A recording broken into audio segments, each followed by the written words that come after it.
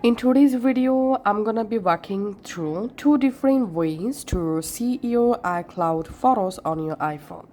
In first way, we'll see our iCloud photos directly using our iPhone Photos app. To do that, you have to go to your iPhone settings and tap on your name, tap on iCloud, here tap on Photos, and then enable Sync this iPhone option. Once the syncing option is turned on, now on just go to your Photos app and here you'll be able to see your all iCloud photos. And then let's see the second method to see our iCloud photos. Go to your browser. In browser type iCloud.com and just go to our iCloud official website and tap on sign in.